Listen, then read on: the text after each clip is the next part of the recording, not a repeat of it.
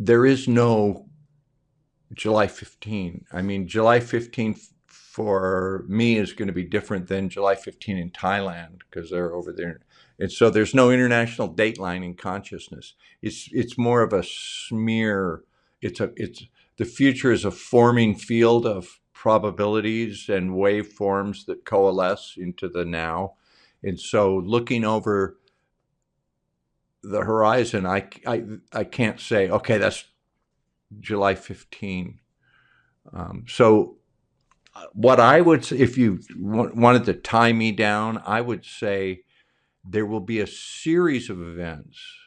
It could be, and I think Cliff may have said this too. I haven't really read his full prediction, but the remote viewing seems to be a number of things that are going to happen one after another over a period of time that will cause us all to go, oh, wow, look at that. And that it will be manipulated.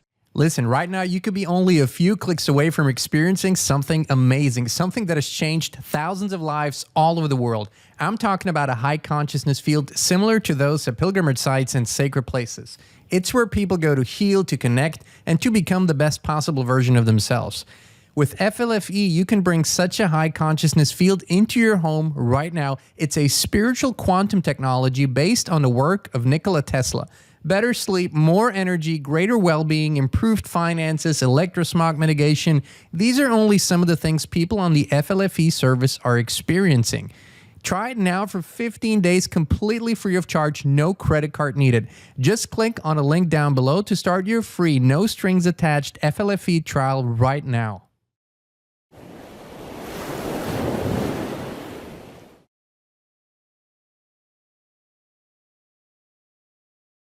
Hey, Inspired Tribe, my fellow freedom lovers, it's John Nolan here. Thank you so much for tuning in to another Inspired Conversation. And today's guest is new to the Inspired channel, probably not new to many of you. A very, very well-known and respected remote viewer, Dick Allgire of the Future Forecasters. And I put a little bio together. It's really a beautiful, impressive story. So Dick Allgire is a veteran TV journalist with over 26 years of experience as a reporter, presenter, and producer. He has served as the vice president of the Hawaii Remote Viewers Guild, having trained under Glenn Wheaton, and is also a certified HRVG instructor. Dick has given lectures at international scientific symposia and is recognized for his significant contributions to the field of remote viewing. With over 20 years of experience in remote viewing, Dick has become one of the most known and respected civilian remote viewers in the world. His journey into remote viewing was fueled by his deep fascination with the potentials of the human mind and the unexplained. In 2018, Dick founded Crypto Viewing, a group dedicated to remote viewing cryptocurrencies and blockchain technologies, recognizing these as the new financial system. His insights into stock movements, commodity prices, and economic shifts have been followed by a dedicated audience interested in the intersection of remote viewing and finance. In 2023, in response to the rapid changes in the world, Dick expanded his focus to explore the coming civilization that we're moving towards, leading to the creation of Future Forecasters.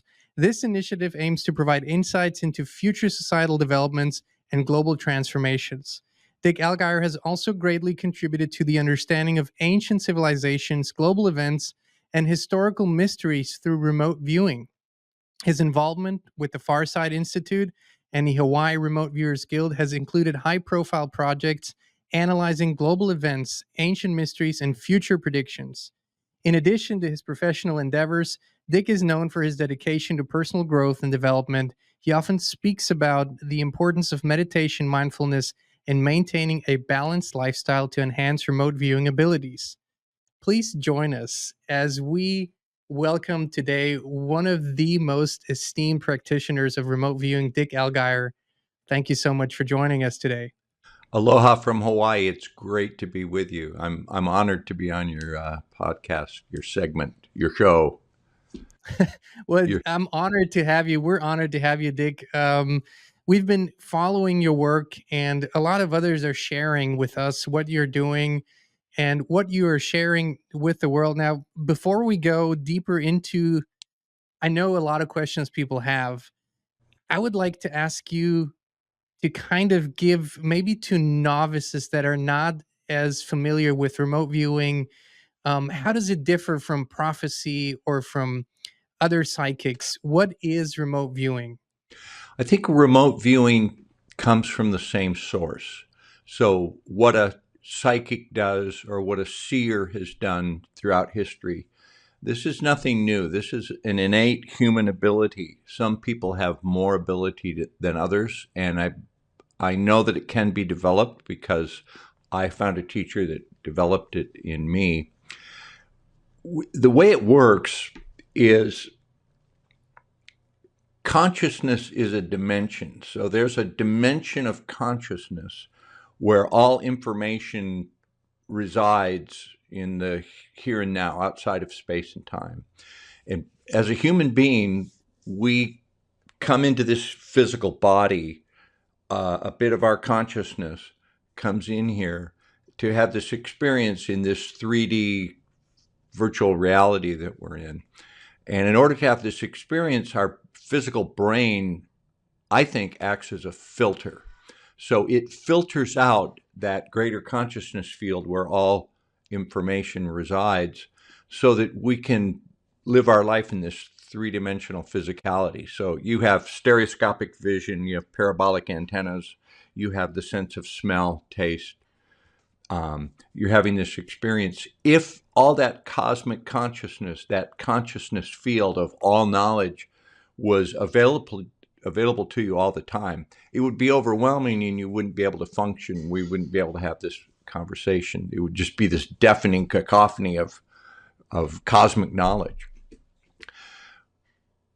Seers, mystics, clairvoyants, fortune tellers, psychics, and I know a couple of really good psychics. We can get into that. I have some really good stories. They have a kind of a natural open channel, so it leaks through naturally. They have an aperture that allows that to come through. As a remote viewer, what we do is we use a set of standardized protocols where we enter into a structured methodology where we busy our conscious mind doing the protocol methodology, and then we have moments where we ask our subconscious and then we get a little answer. So that opens a pathway. So my definition of remote viewing is that remote viewing is a natural communication skill, and the goal is to create and maintain a pathway between the alert conscious mind and the subconscious so that you can, on demand, have moments of non-local awareness. So I could give this explanation for about 2 hours. I hope I'm making sense in that. Oh, absolutely, absolutely. I mean, this is not a new subject to me. However, I think it makes the way you explain it, and maybe the way that sort of it has made its way from declassified documents, from military and intelligence community into the public arena. I think it makes it accessible to maybe the more scientific minded versus the more spiritual approach, because it is a technique. It is a technique that ultimately we can all improve. Like you say, we have it, but we can learn and improve on that. What was your aha moment? When did it click for you that this is a path or the path for you in your life? It was a series of aha moments. I'll tell you the first aha moment was when I was in high school. I was a boy, really, and I was in love with this girl. Mary Conjus was her name, and I was this little love-struck puppy, and I just like, wow, it was the first time I'd ever been in love, and I was smitten, and I just wanted to be with her, and we were dating, and there was always in October, there was a parent teacher association conference or something where we got a day off school or a couple days off school. So I said to her, let's go out to, what do we do tomorrow night? And she said, oh, I got to see my grandmother. I can't, I'm busy. I thought, oh, okay, I'll see you the next night. That night, I had a dream where I saw her with this guy named Scott that I didn't know she knew. I knew him from my parents' country club swimming pool. I saw him there, but I saw them together. So next time I got together with her, I said, God, I had this really vivid dream where I saw you with this guy named Scott. And she said, why are you telling me that? I said, because I had this dream. You know, it was just a weird dream. You know? And I wasn't, she says, are you accusing me? And I said, no. And she said, why would you bring that up? I said, I just had this dream. I don't know what it meant. And she said, I was with him. I lied to you. And I went, wow, how did I know that? So that was my first real like psychic experience. So all of us, Did you know what had happened, or was it just, "Oh, this was like a mystic experience," or did you have an explanation for what had I happened to didn't you? have an explanation. It was just like I just went, that was strange. How did that happen? So it was just unexplained, and I always remembered it because it was so vivid. All of us, everybody listening to us today, have had moments where we had this precognitive moment, or we've known something, we've had a hunch, a premonition. You think of a person that you haven't seen in 10 years, like, I wonder what so and so is doing. And then they call you, or you hear about them. We've all had those moments. And that is our subconscious awareness tapping us on the shoulder and giving us that little message. Your subconscious has been trying to talk to you your whole life. Okay, so the next aha moment, I was a TV newscaster and I lived on the other side of the island on the windward side of Oahu. And I would have to drive over the mountain through this beautiful rainforest every day to anchor the evening news. And I would go to work at like 2 in the afternoon. This was before the internet. This was in the 80s, early 90s. And I would tune my radio to the local 24-hour news, the news radio, because they would have the update, like, oh, they give you the in national news, la la la, the local news. So I'd have an idea of what was going on, and I would leave that on. But driving home, the Art Bell show was on. You remember Art Bell? Oh, yeah, yeah, yeah, of course. So one night I'm listening to Art Bell, and I heard him talking about remote viewing, and I thought, if that's true, I've got to learn it. I was just drawn to it. And so I went to the Farsight Institute where Dr. Courtney Brown was teaching. This was when he had his book Cosmic Voyage come out. And then somebody sent me an email that, and I don't know who it was or why I got it, that said there's this former military remote viewer who's giving a lecture next Friday night. If you want to come, it's a free lecture. It's at Inward Inc., which was like a psychic shop where they sell crystals, you know, and books on meditation and that type of thing. So they set up a bunch of chairs, and I went there and I listened. And this guy walked out, and he was a former Green Beret, military intelligence. He showed his military ID card because I did 20 years, 22 years. I worked for the Army Security Agency. I worked for the NSA. I was a remote viewer, and you could just tell his bearing and his manner of speech and what he was saying. He just exuded legitimacy and honesty and credibility. So he gave this speech, and he said, "I'll tell you the secret of life, the secret of the universe. Secret of the universe is communication. Everything communicates." And then he said, they've talked, I was a remote viewer, and I'm going to be teaching classes. I will not do it for money. I won't accept money. It's not about money. Don't get money involved. He said, we're going to rent a room, so you got to pay $20 a month to rent the room and get the pens and paper. And if you want to learn it, show up. And so I showed up, and I trained with him for about 17 years. Wow, that's incredible. So my next aha moment, two more aha moments. One was in class, he would give a lecture, and he would have an envelope with a target ID written on it, like A1, B2, C3, D4. He'd give us a lecture, and then he'd say, "That's your target for tonight," and we would do the methodology. And one night he gave the lecture, and I'm doing the little thing in rhythmic pages and drawing, and I closed my eyes, and I had this sensation of people sitting side by side in rows, going down and around really fast, like clackety clackety, whoa, whoa, whoa. This is, and I drew that, and I turned it in. He looked at it, and he shook my hand, said congratulations, and he handed me the target envelope, and it was a roller coaster, and I had drawn that. I had the whole sensation. So he said, congratulations, you got your eyes.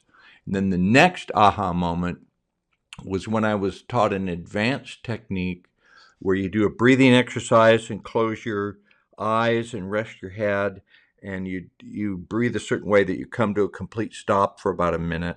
And I was working a validation target that was known as a beaconing target. And I knew that it was a cold place because I had smelled the smell. When you do a remote viewing, in my methodology, you get low-level sensory data, like what does it smell like? What does it feel like? And I got cold, and there was a building, and there was somebody going up to a second or third level. And I said, the smell of a jacket when you're outside in the cold and you come in and it has the smell of cold on it. And you don't smell that in Hawaii. It was a memory of like 30 years ago when I lived in Utah. So I've gotten all this low level data, but I did the advanced thing, and I came to a stop, and this little movie, like dreamlike movie, started playing. Like it was kind of black and white. It wasn't real full color, but I was like the observation point of a security camera looking up, and there was a man in a coat walking down an aisle, and there were clothes on a rack, like suits, and he touched one, and there were some shirts over here, and he just kind of walked through, and he looked at a thing and touched it, and then walked out of frame. And I woke up, and I went, wow, what was that? That was a really weird little deal. I go, was that the target? I sketched it, and I got the feedback, and the feedback was this guy was in a PX in Germany on the second floor, and it was the men's department of the PX where they sold men's clothing, like a department store. And that's what I had seen. And that's when I got the chicken skin, is what we call it in Hawaii. The hair on the back of my neck stood up, and I was just like, wow, wow. And that's when I realized that everything we do or say or think or experience is somehow recorded and still resonates in some dimension and is accessible. That's So, that's incredible. That's incredible. I have a few of these, childhood experiences, premonitions as you would call them, and for some reason, because they were both negative. One was I remember we were visiting with a very close family friend, was like an uncle to me, and as we were driving away, my parents, me in the back, I said to my parents, and that family friend was an avid motorcycle rider, like all his life, and so we were driving away, and I said, if he could choose how he goes out, I don't know where these thoughts are coming from, right? 11 years old. If he could choose how he goes out, he would miss a turn on the motorcycle, and basically that would and be the end of his and that life. happened. 2 days later, exactly as I had seen it in my mind's eye, that happened. And then I was about 14. I had spent the summer at a family friend's house in Cincinnati, and me and my buddy were going out for a run in the morning. A beautiful blue, clear sky day. I mean, it's just picture perfect. And as we were running, I'm scanning the sky, like looking for something. There was nothing, not a cloud in sight. And I said, "We're gonna have a tornado this afternoon. It's gonna be pretty bad." He said, "What are you talking about? We didn't watch any news. There was nothing coming on." I said, "We're gonna have a tornado," and I just said it as a matter of fact, and we kept running. And that afternoon, we were literally driving in circles away from that tornado that just, had a path of devastation cutting through the landscape there. And so for me, I kind of pushed it away for a while because it was always kind of bad things, right? That were coming. Is that a tendency you think that we tend to see in this unconscious way of looking at things? We tend to see negative or at least events that might even require a warning, or is it was it just my case that it was more negative than positive? I think maybe the negative things have more impact. They have more luminosity because there's more emotional charge to them. So we have people. We train a lot of people to remote view, and especially a lot of women. They don't want to do high impact negative targets. They'll tell us. Like there was one woman. Um, we gave a Civil War target, and she said, "Don't send me there. I don't want to see that." Like she really got mad. Whereas guys will go, "Yeah, it was a cool battle, man. They were really duking it out." I gave a missing a woman that was abducted and killed as a target without warning to a very talented viewer in Europe, and she quit. And I felt off. I felt terrible. She she a really good remote viewer. I mean, such a talent, and she says, "I'm out of here." So, what you should do is keep a journal, and when you get those thoughts, and there's a way they come to you. They're like, it might pose a question in your mind, like, "Yeah, well, how would that guy? Uh, how would he go out on his motorcycle?" That would, it's just Yeah, it didn't come to you like, oh, he's going to crash and die. It would be more no, like the way he would go would be this way. exactly.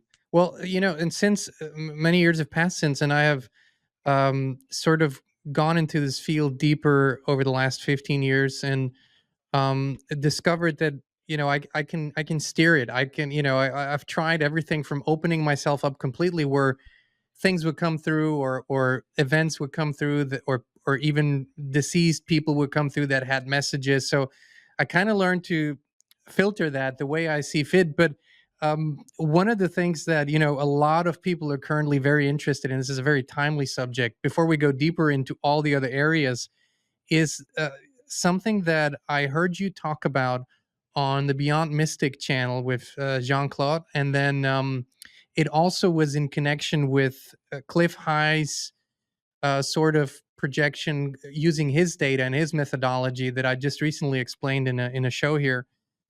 Can we talk a little bit about what you see for current? We're July 2024, Yeah. and what might be very important to people.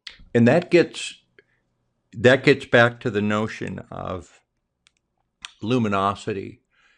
That's the term we use. But a couple. Okay, our group, Future Forecasting Group, we have like 5 really good remote viewers. Every month, we consciously, and this is sort of front loaded, we've been doing an experiment for a few years where we attempt to perceive the top news events, like what's going to happen in August, and we publish that in the end of July. So we sit down and we go, okay, what do we see, and like do 10 events and sketch them and draw them and describe them. So that's us consciously and setting our intent and our purpose to purposefully do that. Sometimes we're given other targets that, like a year ago, they wanted us to look at human life extension technology in the year 2025 or 2026. I don't remember the exact date. And none of the viewers got any data pertaining to scientific life extension, DNA manipulation, stem cell, any of that. We apparently missed target, but we got explosions, attacks, surprise attack, new 9/11 type data. And so we're double blind to the target. We don't know who gives it to us or what it is. So we So, turn our so data can you in. explain that real quick? What that means? You don't know who, but how do you mean what? Like, what do you get? Numbers, letters? What do you get? Yeah. we get a what they do is someone selects the target, and the target may be like we just worked. There's a rock on Mars that has spines coming off of it. It's something the rover just saw. This like obviously not natural. It's this rock, and it's got, and so they want us to look at that. They can't tell us that we're going to Mars, and they can't tell us that it's a rock. They need something to keep us completely blind, so we have no idea what the target is. Target could be anything. So we have a person called a targeteer who looks at that photo, researches it, knows everything about it, has a picture of it, and then he goes and he gets a random letter number generator to generate like B6L2-Q1Z7. That So becomes, you're flying completely blind. so all we're given is the L1B2C3Q7 or Okay. whatever. Okay. So anyway, they gave us one of these, and we all got explosions, and we don't see each other's work. So we're in a bubble where we don't know what it is. We don't know what the other viewers are doing. So we turn it in, and this happened last August, and they told us we need you to rework that target. Please just do it again. Okay. Um, Sit down, look at those numbers again, do my thing. Explosions, attack, new 9/11, smoke, death, screaming, gunfire. Turn it in.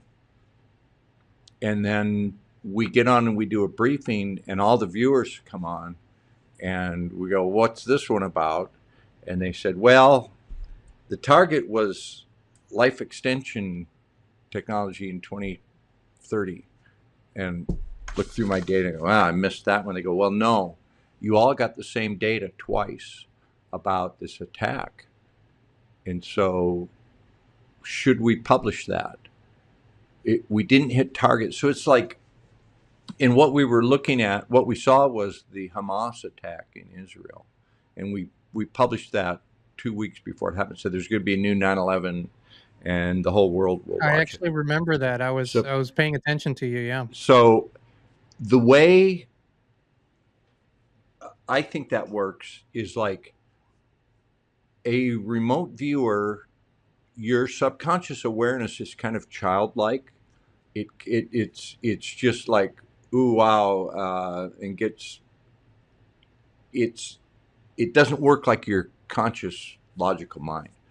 It's like you send little Jimmy to the store when he's 7 years old. Like, "Jimmy, we want you to get a quart of milk. Here's the money. Go to the store and then bring it back to mommy." Like, oh, we're going to let Jimmy go to the store on his own. And Jimmy's walking down the street, and there's a house fire 1 block over, and he sees the sirens, and he runs over and watches that and goes, "Wow." And then he comes home, and the mom says, "Jimmy, where's the milk?" And he goes, "There was sirens. There was a fire. There were a lot of men." So certain events in the future have a what we call a luminosity. And so we can be sent to one target, but we get sidetracked to something like, "Hey, life extension, that's interesting, but look at what's going to happen next month in Israel." So we were sometimes that comes up, and we did one recently where that similar thing happened. This one was intentional. It was also double blind. Cliff High, I'm sure you know, if you watch Jean-Claude, you know Cliff High. He Yeah. he says things are happening. Something's going to happen in a few days, like in 2 days from now, if we're airing this on Saturday, the July 15th. So our taskers assigned us to look at that double blind. So again, you didn't know that this was about Cliff No, High's projection. Okay. no, we just thought it was a. And I'm trying to is think. I that a don't. Yeah, we prerequisite? just said we were just given a target ID. So we got a bunch of. I don't want to say this. Okay, let me caution right now. Let me put the disclaimer up. Um, remote viewers aren't all knowing and infallible. Like, I don't want to come into your broadcast here and spread fear porn. So, uh, We don't do fear porn here. yeah, Our yeah. audience knows So this. you Knows, know yeah. how slippery this is, how like when your friend died in a motorcycle accident, like it was such a fleeting little thing. So I'm not going to come on here and say on this date, Russia and Ukraine is going to go nuclear with tactical nuclear weapons exchange. On this date, China is going to blockade Taiwan and lead to World War III. Well, can we frame it as potentials that kind of stick out? Yeah. What our data was uh, inconclusive but very interesting. And what we think we saw, and I don't want to just do an advertisement here, but we publish the whole thing at futureforecastinggroup.com, and you have to Of buy a course. membership to do that. And we have like a hour and a half debrief, and we have analysis on it. And what the analysis shows is there we saw some spectacular event where a lot of people are going to see something very impactful, probably in the sky.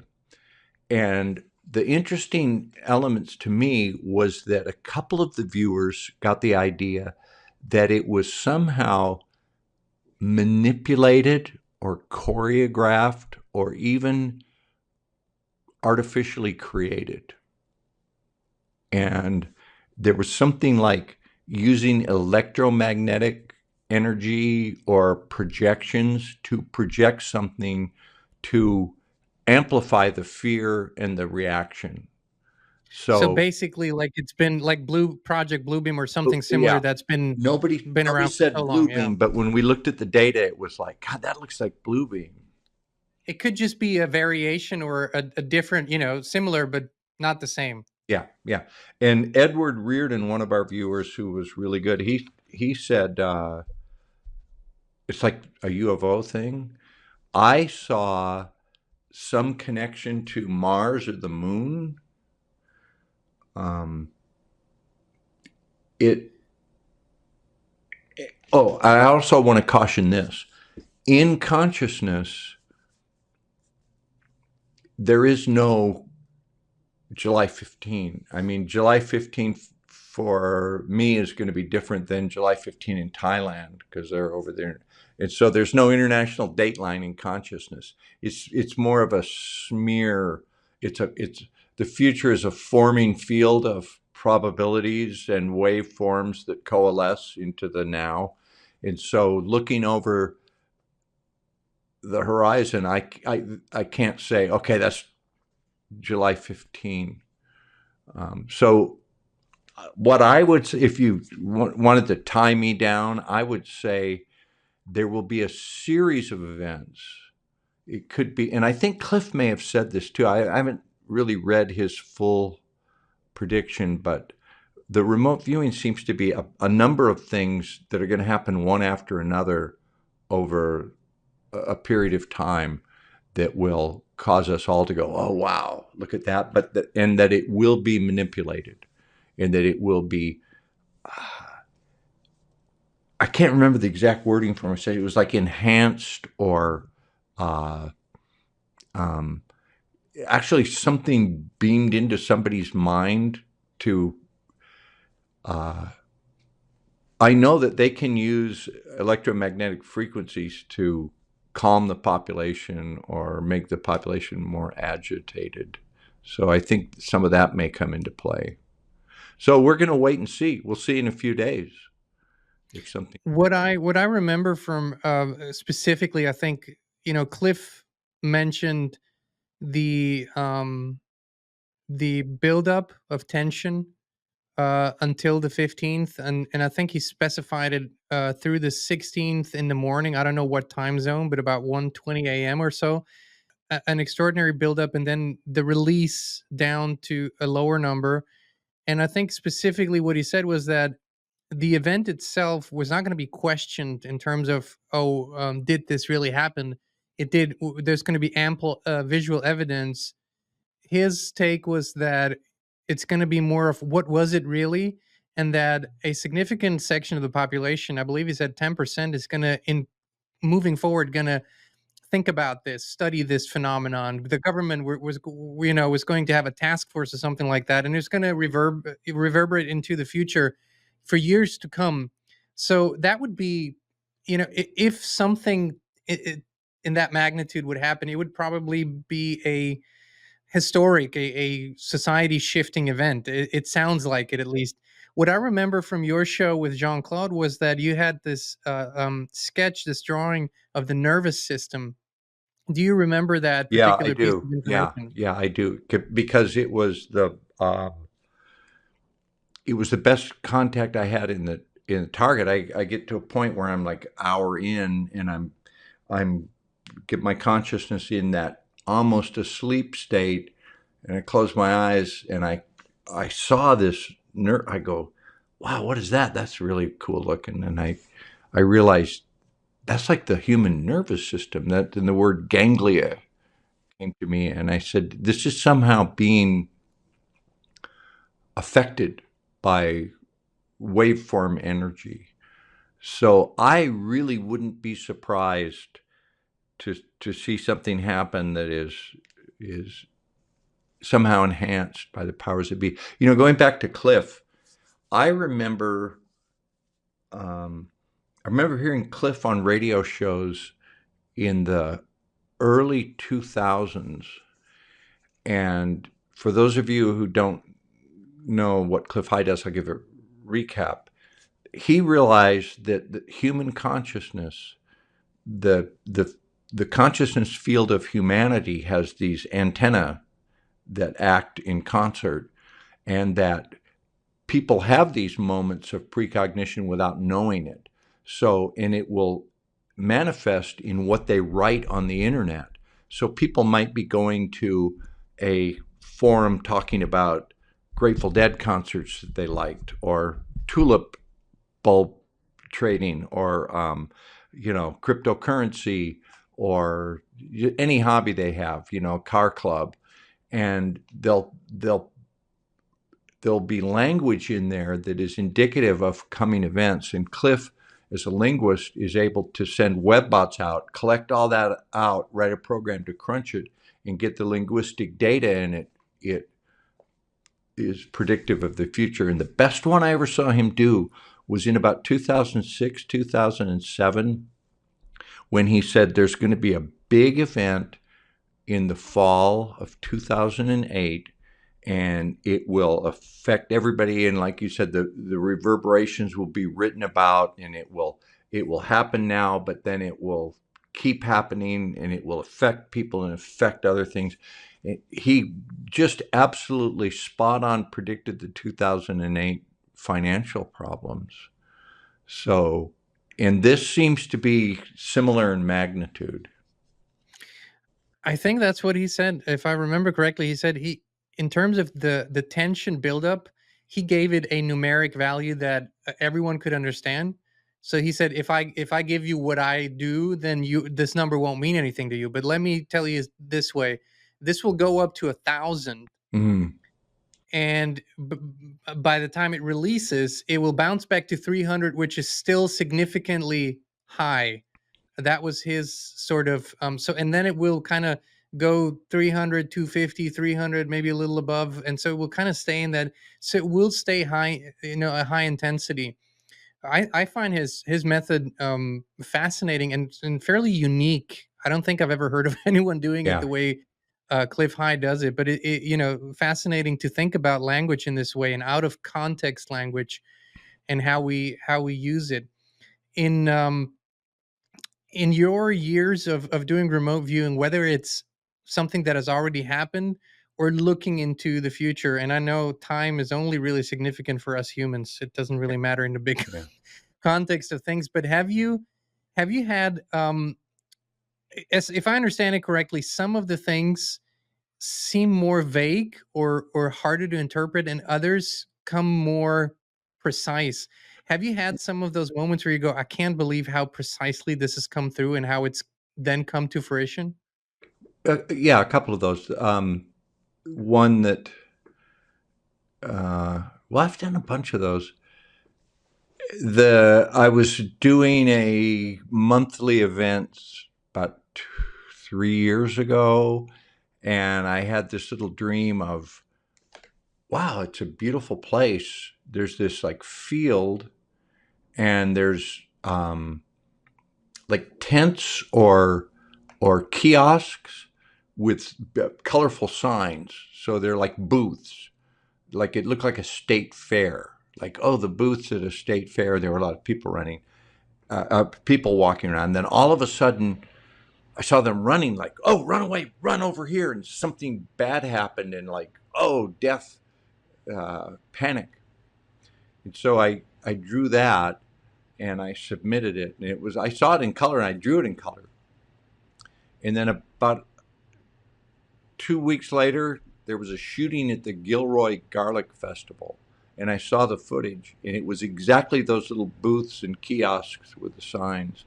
And that I went, wow, I saw that. I remembered it. I go, I've seen that before.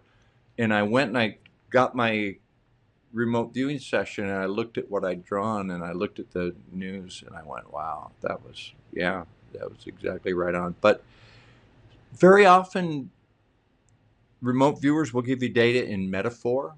They'll tell you something is like something, or they will misinterpret it. One time, I did a viewing where I saw this. I thought it was a building. It was this rectangular shape with pipes and things and switches, and it looked. I thought it was the size of a Walmart. And I drew it, and I drew the edges, and I drew this, and I drew all the features, and I got the target, and it was a CIA gun that was disguised as a pack of cigarettes. So it was a pack of cigarettes that was actually a gun. And what I had drawn was exacting in the detail in the yeah, it looked just like it, but I thought it was a building. So remote viewers, their conscious mind will interpret and analyze and change the data. So you have to use proper analysis and what we call consensus low level data. Like they may tell you it's a prize Pekingese dog, and it might just be a furry animal. It might be a muskrat. So they'll dress it up. So as as this relates to the July 15th, what's going to be interesting is to watch what happens, is see if something big happens, and then go back to our data. And I know there will be some data in there that we'll go back and look at it, and it'll be like, wow, that was very good. That was right on. Like we may have missed the overall exact thing, but elements of it surfaced in the remote viewing. What is the significance of you making this public? What is the how does that Oh, process go in the team? Why make it public, and what are your sort of intentions for making it public? um, we wrestled with that when we did the new 9/11 a year ago prior to the Hamas. We had a meeting of all the viewers, and we talked about it for like 30, 40 minutes. Like, okay, we don't want to scare people and do the fear porn thing, and we don't want to be wrong. Like that's embarrassing. Like, oh, we Who wants predicted to be this big wrong? event like 9/11 is going to happen, then it doesn't happen. So we try to figure out how to do it responsibly. So pretty much what we try to do is okay, put it on the record. Don't sensationalize it, but just put it on the record so it's there, and then we'll go back and look at it. So don't try to scare anybody, and don't try to like. I'm a little bit nervous because I've been doing a lot of interviews like this one. Like everybody wants to know what's this going to be like. But frankly, I hope nothing catastrophic happens. On the other hand, we do know, not from our remote viewing, but also from other sources, that we are in a time of great change. I mean, anybody that's paying attention knows that the this civilization is on the brink of becoming and birthing a new civilization, and the birthing pains are going to be severe. The economy, there's no saving the economy. The fiat money system. It was never meant to be a lasting vehicle anyways, but now No. we're seeing that, yeah. Yeah. And I was told by a trusted advisor when I started crypto viewing 7 years ago, someone with great knowledge of how the world works said, "Hey, Dick, you need to get a Bitcoin for you and one for your wife and one to play with, and you'll have generational wealth." So I went all in cryptos, and it worked out very well for me. So what the what blockchain distributed ledger technology is going to do is not just a form of money. We're going into a new system where everything is going to be tokenized. Every transaction. And people are resistant to this, and some people are saying, well, we need to keep our freedom, we need to use cash, don't submit, don't use blockchain. But I don't think there's any way, if you're going to function in the world that we have, you're going to need to use that. So do you want to get really deep here? Nation states. Of course, that's what we do here at Inspired. We want to go full, we want to go all the way. Okay. Nation states were created as an administrative tool to handle the commerce of the thing of value. And the thing of value, the resource, the greatest resource on earth, the greatest renewable resource is humanity. So it's a resource. And this place is business. And in order to manage the business, they organized us into nation states. In what is the subdivision of a nation state is a county. That's where the counting happened. That's where the assets were counted. So there are creators that created us, and they administer us, and it is basically a commercial enterprise. And with the advent of new technology, that business is going to be conducted on the blockchain, with every transaction being monitored, predicted, and just calculated in real time. A lot of people don't want to hear that, but We know that is the plan. We definitely know that is the plan. But are you speaking as a remote viewer? Or are you speaking no, as a human being here? I'm speaking as I did a couple of remote viewings.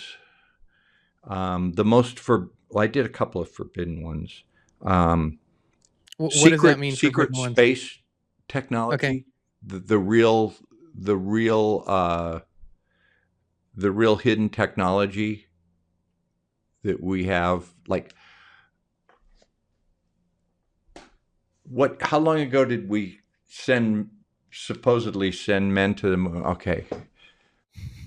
I'm told humans were on the moon in the 30s, that the Germans had anti-gravitic technology. But okay, if you just take the official story, in 1969, they blew chemicals out the tail end of a tube to go to the moon, right? In the 1950s, we flew around in airliners that had little engines that blew something out, the combustion blowing out thing. Since that time, if you look at the developments in any other technology, we're still using rockets. Like Elon Musk is still putting propellant out the tailpipe of a tube.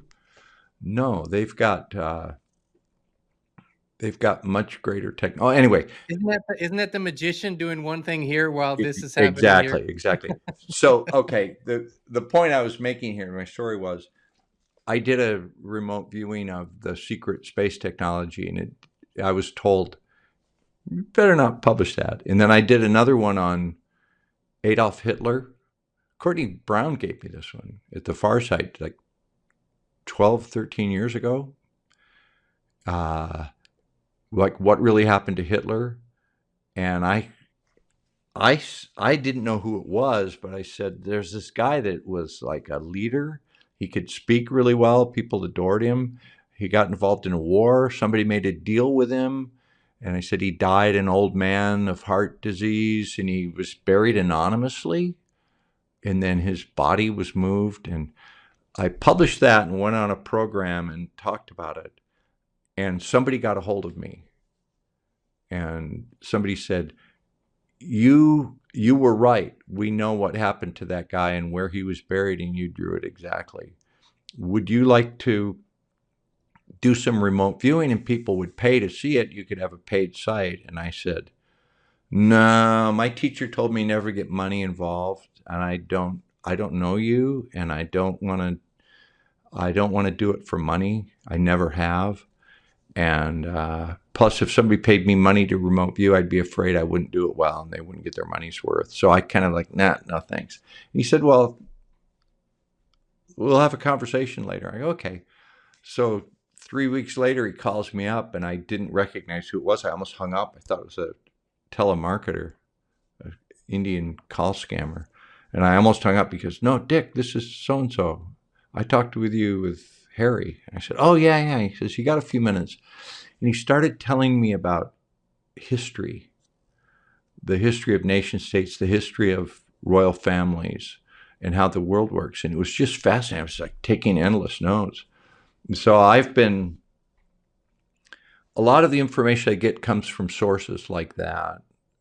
And what we've developed is what they can tell me is only published material. I'll be having conversations and my source will say, Google, look up this on Google. Like, can you find this? Okay, if that's on the internet, I can tell you about it. Things that aren't on the internet, they give us as a remote viewing target, and then we view it. And if the information comes out that way, it's acceptable because it's like plausible deniability. Well, it's just remote It's not viewing's not 100. classified. Yeah, you didn't read a document. You didn't Yeah, give anything. Yeah. yeah. So that's kind of the rules, and that's the basis of future forecasting group is what we do is we do really interesting remote, like we just did this, what formed that rock on Mars, with the spines on it. We do historical targets. We do future targets. We do cryptocurrency targets. So we do different types of targets double blind every week. So we don't know if we're going to the future or the past or a financial or what we call woo woo. So it keeps it interesting for us. I'll tell you, we got a couple projects coming up. We're doing a remote viewing scholarship because we do training and it costs kind of a lot because it's a lot of work to train someone. There's a lot of you got to present a lot of classes. You've got to take in their work and explain to them how it's good or bad and help mentor them. So we're going to be publishing on we have a free site, which is Future Forecasters, and I give a free remote viewing lesson for about 15 minutes. Like, this is the first thing I do. This is how I address the target. The first thing I do to get the first visual. So we give that, and we're going to have people do that lesson and send us their work. And the best couple will get I don't know how many, 2 or 3 or 4, will get a scholarship to the class. Have you ever tried remote viewing? Yes, Uh, yes. I don't think probably in the way that it's taught, maybe very intuitively, but I would love to. I would love to learn the technique. I would absolutely See, love to. well, I went on a program. I should have brought this for you. Your audience would love to come back again another time. But I took a picture of the Eiffel Tower. I made the target was the Eiffel Tower. And then I went on a program and I said, okay, I want all you people that are listening to try this. What you're going to do is this is the target ID, like A1D3CQL9. And I said, okay, close your eyes And we have a thing called Blackboard, which is this is what the military called it because they wouldn't dare call it your third eye. But it's where you read about 18 inches out, but looking up at an angle. So you close your eyes and you look up and you make this little screen, this blackboard. And what you do is you write the target ID on there with your mind's eye, like you visualize A1D3-Q2L7. And then you open your eyes, and then you close your eyes with the intent to see the target, and you go, look, stop. You only get a second and a half. Hmm. And so I did that as a demonstration. I was doing another interview last week, and the host said, Dick, I heard you on that show, and I tried it. And I got a piece of paper, and I closed my eyes, and I drew the arc of the lower part of the Eiffel Tower in the grid work, and he said it changed my life. And I went, wow, that's really cool. So we're doing one of those where you can go to our site, Future Forecasters. You don't have to buy anything. You don't have to sign up. You don't have to give us your information. And you'll see me giving a lesson in how you do this and how you, the steps to go. And I walk you through it. And then you can send in your attempt. Or if you don't want to send it in, you can just do it and we'll give you feedback and you can amaze yourself. So, Well, that's fantastic, Inspired Tribe. I really would love for you to go and but check this out on if, futureforecasters.com. if you've never tried it, you'd be surprised because most people have never had the thought like, hey, I can close my eyes and see something across time and space.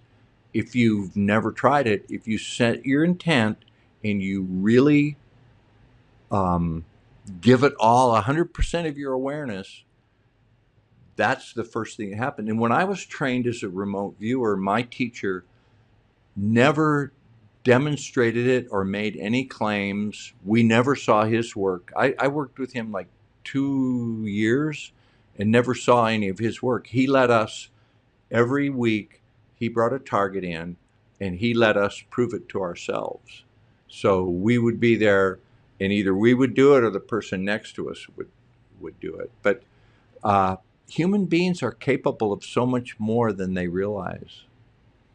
You know, my wife and I mean, aside from the subconscious stuff that happens all day, where we're connected, or she comes in and says something that I just thought about, a random thing, but we do this sometimes consciously where we'll sit next to each other, and one of us is the one thinking of something, and the only rule is to think of something that isn't like in the vicinity, so you're it's not like the computer on a table, it's just something that's out of context.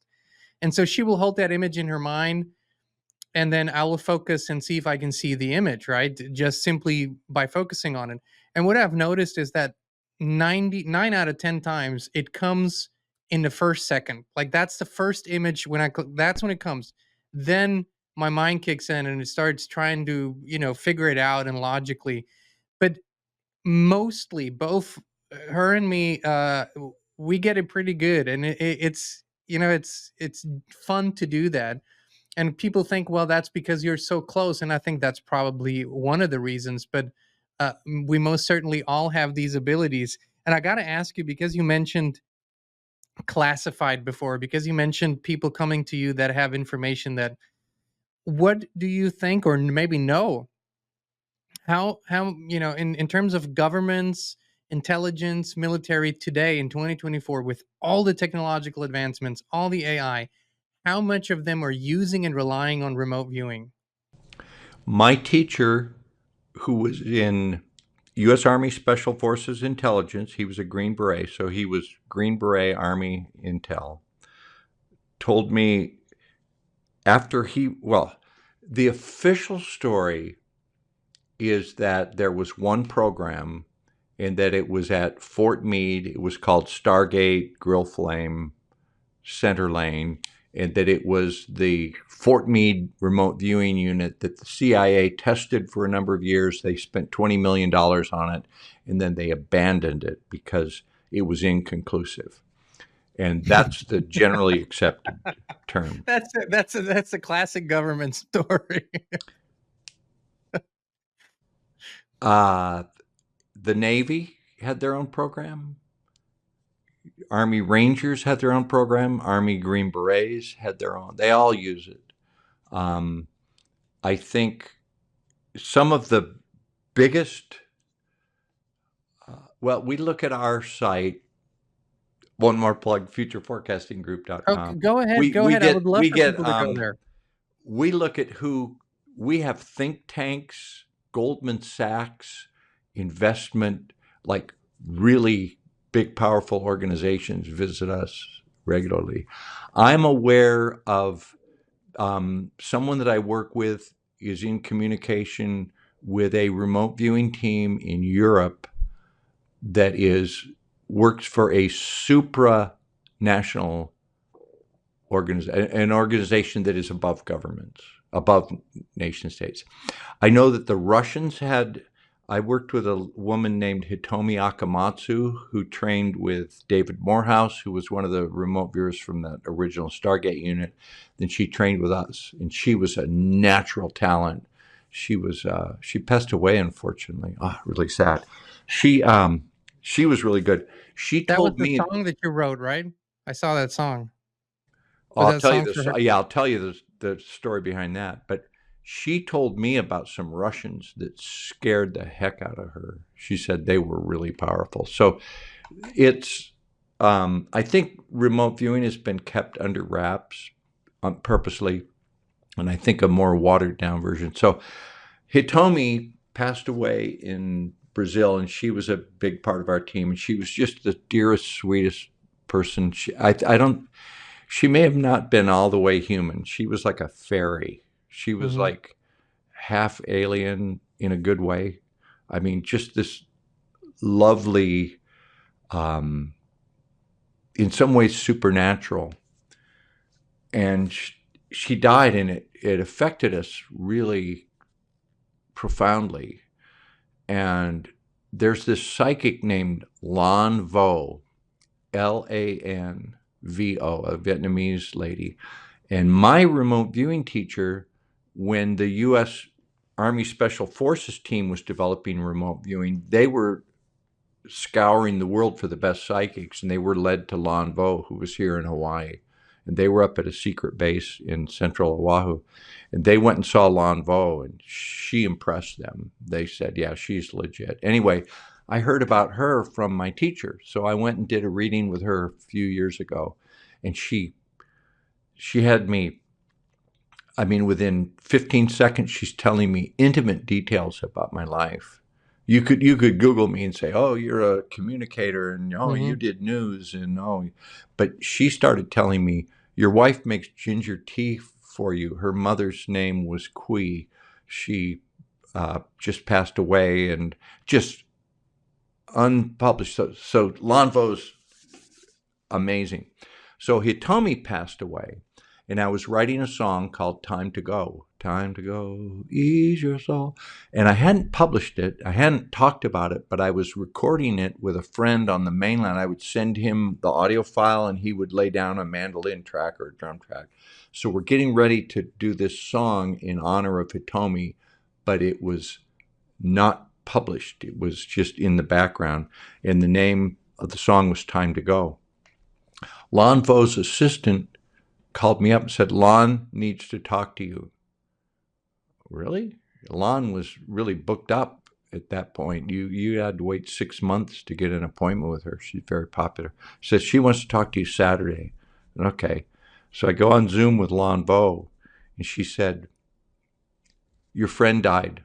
The woman who died in the white dress. In the last picture of Hitomi, she was in a white dress. She goes, she came to me in a dream, and she said, I need you to give a message to Dick Allgire because he's so sad.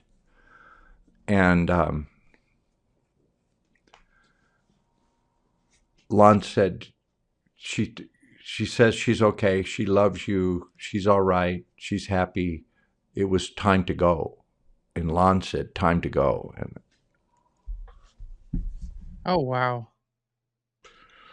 that was um that was pretty intense. What a I'm powerful still message. emotional about it now. Sorry. Please don't apologize, and what a beautiful song too. I've listened to it last Yeah. night. So I mean, out of the blue, Lonvo called me up and said she had no idea. How did she know that this woman I knew died? She goes, the woman you knew just passed away, and she wanted to give you a message. That was just floored me. So even through all your experiences in your years, what I think is so beautiful is this human element is these things still we're humans. We have emotions, we have feelings, we have experiences, and not everything is just a technique. It's life. It's what happens with and to all of us. I think it's a very moving and beautiful story. Thank you so much for Yeah. sharing it.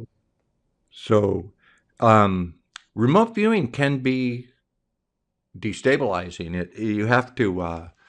It's really best to do in a group setting with good friends. I become really good friends with the people I remote view. Like Edward Reardon is in Austin, Texas, and I have to get on with the phone with him.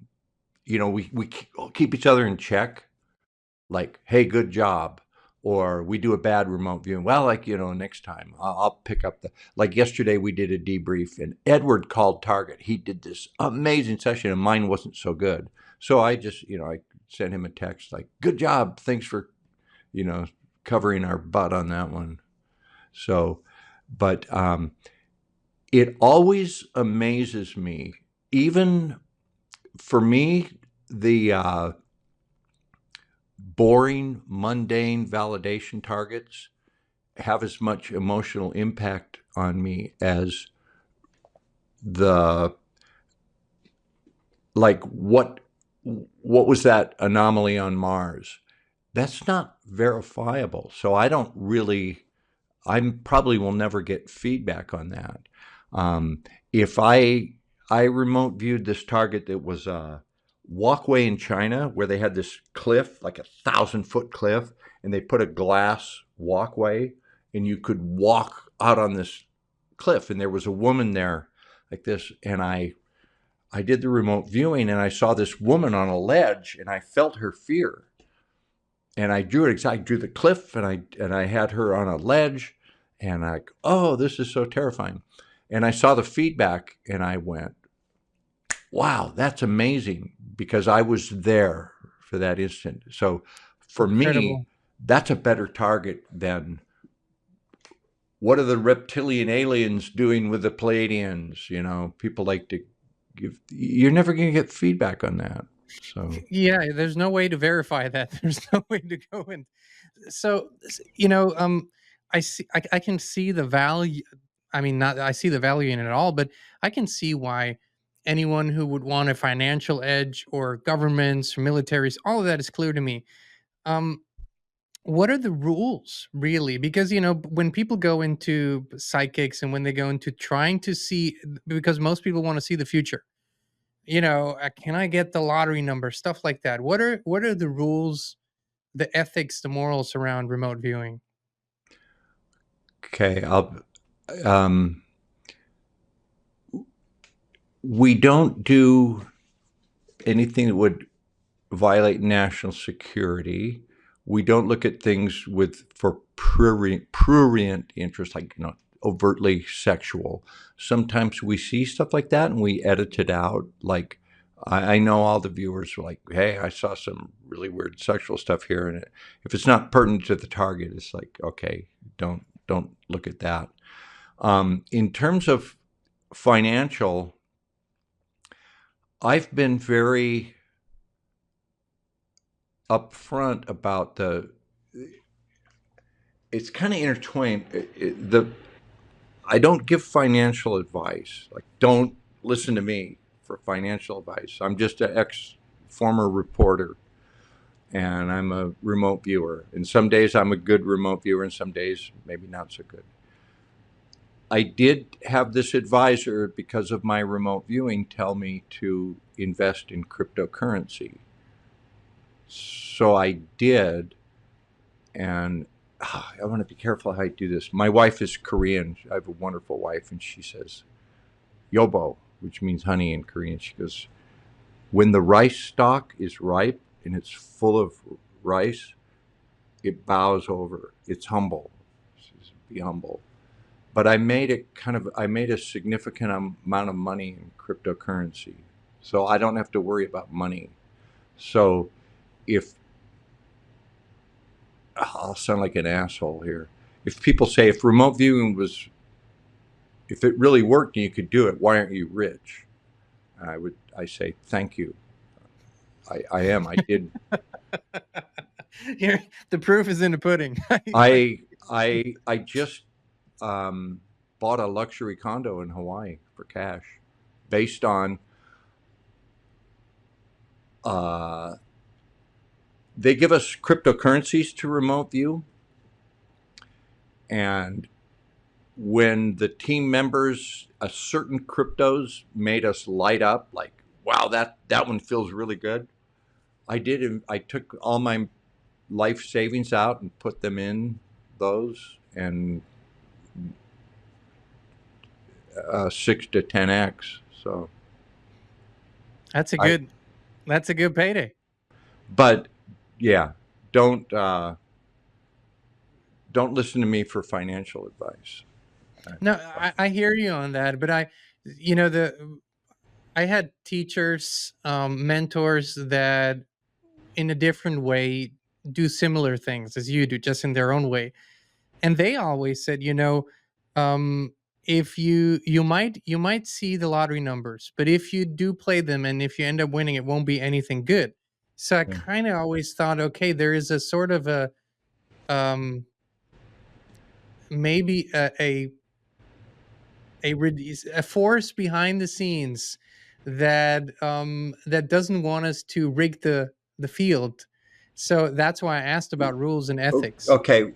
Um, I tried to do the lottery for about 8 years ago. We were doing lottery. We had a guy that lived in Connecticut that could get the whatever the lottery was there, and he sent us lottery cards.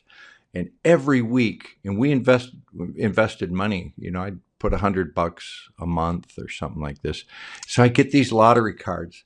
I sit there and I I tried all different methods, like feeling, doing associative to this, or just trying to see it where I. And the closest I got, I mean, we never won big money. We made enough to keep going. One time, I got three numbers, and I got two more that were like one or two off. But it's numbers are difficult in remote viewing. We've tried to remote view the price of Bitcoin, like tell what's the price of Litecoin going to be, what's the price of Bitcoin, and we're pretty much not successful with that. So it's difficult. What we're better at with remote viewing is who developed this token. What I can see the people really well. I have I on a number of occasions I've drawn them pretty much exactly. We can get their motivation, like, oh, this is a scammer. These people are in it for money. Oh, these people are honestly believe they're going to change the world. We can see um, what the token, like, is it going to be a smart contract or is it money? So we've narrowed a way to get information about the cryptocurrency without getting the exact numbers, because we're terrible at the exact numbers. Um, so lottery, we failed. My remote viewing group, Hawaii Remote Viewers Guild, did a Keno experiment where we were going to play the Keno game on a certain date. Like, we were going to be at a conference in Las Vegas on July 11th, 12th, and 13th of a given year. So on July 12th at 6 p.m., we're going to play the Keno games at this casino. And we got the Keno cards, and as a group, we did the Keno games 2 months prior. So we did them ahead of time, trying to displace our awareness into that future time and see if we could sync up with that game. So we went there with our stack of cards, went to the casino, bet all these hundreds of dollars, and sat there and watched the games. and got our butts handed to us. We lost all our money. It was a dismal failure. And we're sitting there and we're just like, wow, we got wiped out. And so, well, I'm okay, glad you live and did learn. so Like well on the crypto. that didn't work. Okay. So then we go to dinner, and we're in a cafe at the hotel and resort, and there was a Keno game, and one of the female remote viewers just picked a card and went da da da da da da da and passed it in. And we weren't even paying attention. We're eating dinner and we're having a beer, and the Keno game plays, and she goes, "Hey, I think I did okay," and she won like $2,000 or something. Oh, She had this nice. huge payoff. So she tipped the waitress like 500, and she went away with my, so she won that. So our next, but basically our big experiment in Keno was a dismal failure. So a couple of years later, we tried doing roulette. And what we did was it was called an entrainment. We weren't trying to cause the ball to drop where we wanted. We wanted to observe where it was going to. So we bought a Keno wheel and we went to my teacher's house every Monday night, and we would play endless games of roulette. And what we did was we took this is really detailed bit of magic. We took Monopoly game pieces, like I was Mr. Shoe, and then somebody was Mr. Car, and somebody was Mr. House. And so everybody had their name, like we called each other Mr. Shoe, Mr. Card, Mr. House. And we held these talismans while we played. And one viewer would make the call on red or black. So we would be there, and the next game, they would intuitively say, it's going to be red. And then the next person would say, first 12, second 12, third 12. That's the only decision they had, the binary decision, second 12. And then the third person would bet all the red in that second 12. And we went and we found that we would come into sync, like we wouldn't work. And then we would have a run where that ball would start dropping where we were betting in our practices. So we went to Las Vegas, we went to a casino, and we bet real money. And we were standing there going, well, Mr. Carr, what are you going to do? Well, Mr. Shoe, I'm going to bet red because I only bet red. I'm betting red. So we'd all put our money in red. And the next person would go, well, Mr. House, Mr. Carr, I think I'm going to bet first 12. And we'd all put our money there. And the next person would go, do, do, do, do, and they go, do, do, do, do, do, do, do, red 6. And we had a run where it went 11 red in a row, and we won every bet for 11 times, and a crowd gathered around. And then That's where you got to leave, right? and then it ended.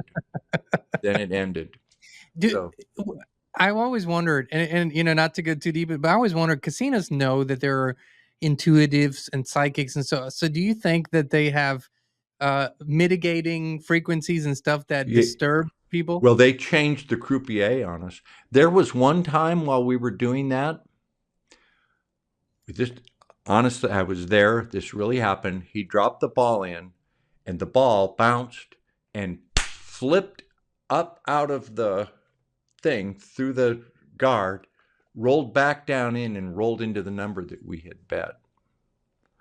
And they called over the pit boss and said, "This." They said, "Pay it out." But yeah, they watch it. We were going to go back and bet like $100 bets. We were, boy, my camera is being funky. I don't know what's wrong with it. Something is trying to come through here, I think. I mean, it's trying to get your That's attention. It's what the flickering. heck is going on with my camera. That's you know, the good remote viewers at the military program did affect electronic equipment. So I've seen that happen. if this is too annoying, I can go to I have a secondary camera. So let me know if it's maybe this here might give someone. wow. Are you still there? Yeah, I'm here. Can you hear me? Yeah, I can hear you. Okay, hang on. Let me replug this in. My camera just died. Sorry about that. No worries at all. There you go. There Technology. you go. So we're back. We had to do a little edit. Dick lost the other camera. We put this one on. It's not a different guy. It's just a different camera. Dick, I gotta ask you, what sort of opening one more chapter, and I want to say that this is fascinating, and we would love to have you back for another Yeah. conversation. Oh, I There, love I love talking about this. I have endless stories. I go on and on. Just and that's exactly why we would love to have you back. We want to honor your time, but I have one question that's been in the back of my mind coming up through this entire conversation. One of the big subjects that we talk about, that we research, and we are passionate about on this channel is the very nature of our reality. And it has become a big subject that we might be living in some sort of simulation and not prime reality. Have you done any have you had any targets like that? Do you have any data on boy. that? Well, not specifically, and I'm trying to think of how you would task that. That would be um, a really hard target to task. But I think the totality of my remote viewing is what gives me my understanding of that. It's 27 years of doing targets, of doing things like the roulette experiment, doing things um, where we. I've got a couple things. I got a couple things on our next program. I'll tell you one thing I did where I remote viewed Napoleon double blind, and I saw this guy that was a military guy in the past, great leader, and I saw his death mask, and I thought, I really am on target on this one. Can I have what we've been trying to? Okay, this is And you I just opened affected, up a right? long-winded answer, but okay. Remote viewing is thought to be passive. If I go back and remote view Napoleon in the 1800s, and I'm sitting here in Honolulu, Hawaii in 2024, in order for me to get valid data about Napoleon that I didn't get from any other means, that means information had to move, right? Because the information from there in that time and place. So that means some part of me, some essence of me, some part of my awareness actually goes to that time because I know I'm not remote viewing the feedback because I've seen remote viewers get data unknown to the tasker that's valid. Okay, so remote viewing is in essence a form of time travel, and information moves. It moves from the past or the future to us. So, what we're looking at in some of our really bizarre experiments is, can the remote viewer go from the passive to the active? Could part of me do something in the time of Napoleon that would show up to prove I was there? And so I put a word in his death mask. And before I knew what the target was, I said, this is a person that has a death mask, and I want to put this symbol in this word. And I looked, and you can kind of see it. We'll come on and we'll do a program about that, but that's getting to be magic. So, uh, Okay, I might have to try this tonight now. it, I might have to go and try this. explaining our reality is, I've been trying to figure it out for 27 years and I haven't quite got it. So that's why I keep going. That's why I keep remote viewing. That's why I keep talking to people like you. Um, I think it is electromagnetic, that everything is waveform energy and that can be affected on many levels. Um, I do think that human the human body was created through technology, that DNA is a technology, using the raw materials here on Earth to assemble a body that our consciousness can be paired with. You would probably agree with that, I would assume. So far that, so far that seems in sync with our own findings. Yeah. Yeah. Um, you know, I think once we realize how little we see of that which is out there, the only clear answer can be that we really know far less, than we think we know. Yeah. And so I'm as fascinated as you are with the discovery of this, and I have no clear conclusion other than what we've been presented with as the story of reality is not true. That's what I know. Yeah, exactly. Exactly. 180 degrees different. And the more you learn, the more they don't tell us the truth about our own consciousness. They don't tell us the truth about our own history. They don't tell us the truth about the financial system, the medical system. It's all lies. Here's a disturbing thought that I have from time to time is that if we're here to have this experience and our brain is a filter and we have this body to have the localized experience without all that other knowledge, is remote viewing a form of cheating? Maybe we're not supposed to do that. Maybe it's kind of like you're breaking That the was sort rules. of the Like, question I had before, right? That was sort of the, is there a, are, yeah, the in other ethics. words, Yeah, through remote viewing, are you maybe manipulating or changing something that didn't want to be changed, or shouldn't be changed? yeah. What if you could go back and change? Um, okay, my teacher has an ongoing experiment with some of the remote viewers that you've never heard of. And the the task was there was a little girl that died on the Titanic. She was like an 8-year-old girl, and she was from Europe. She was traveling to America, and she died.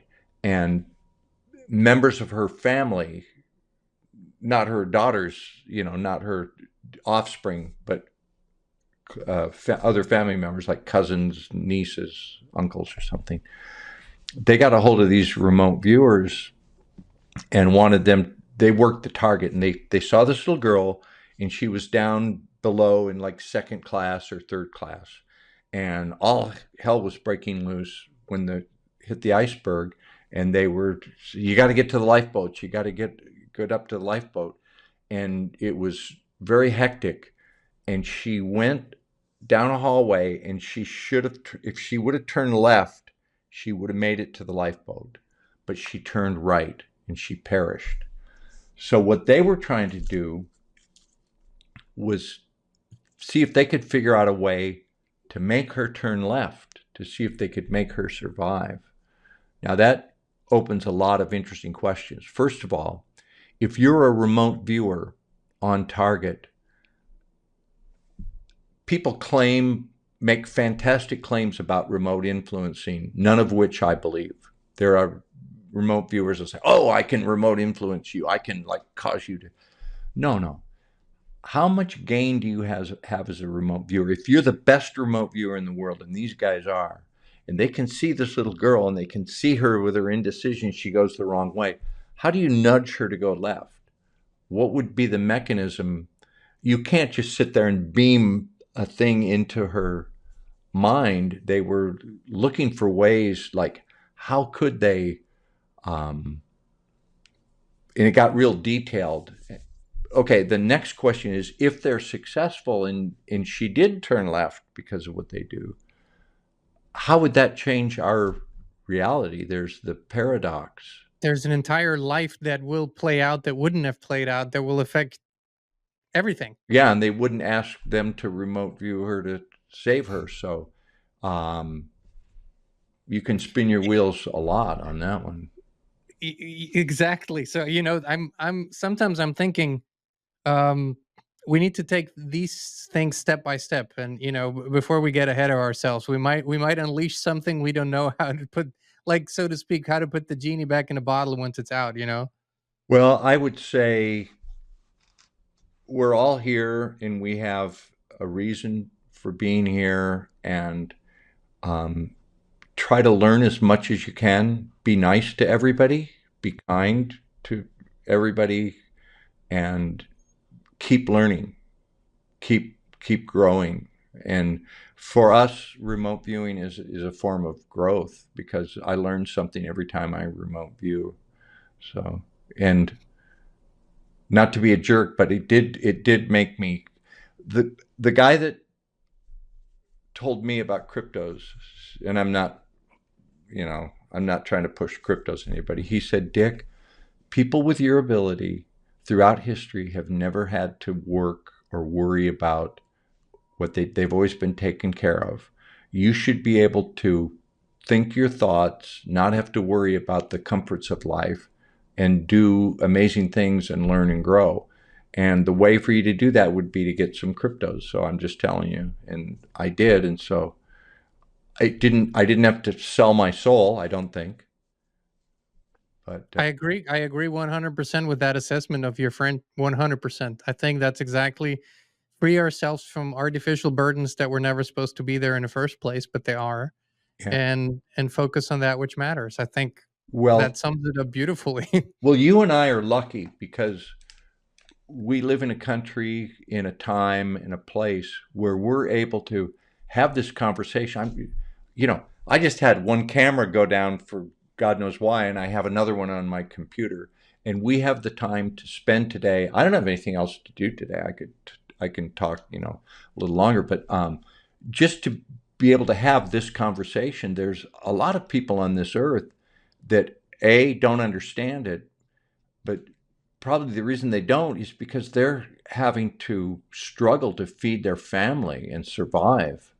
So we have a luxury of being able to think these thoughts and have this conversation and have this technology where we can communicate like this. We're very, very lucky. So we should appreciate every moment of it. I agree, and I think the best way to show our gratitude is to make the very best of it, and be in service of all that is, and work for the highest good of all. That's at least our mission statement here. So that's how we express our gratitude for what you just so beautifully laid out. Beautiful. It's been a great conversation. I really will. We'll come back and do some more. We'll let you in some of our experiments. I would love that. I'm fascinated. I've heard you talk many times, but it's different to have you in a direct one-on-one conversation. And Dick, I want to honor your time, if I may.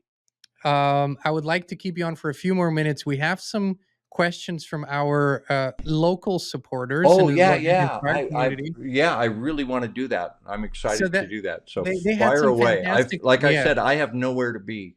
So, I but have the luxury of I can spend all day with you. thank you for that. Before we do that, this is going to air in our Inspired community on local. So Inspired Tribe, if you want to see this section, the Q&A, please hop over to inspired.locals.com or click on the link in the description. This is for our wonderful supporters there. Dick, before we log off here on YouTube and these other open platforms, where can people find your work?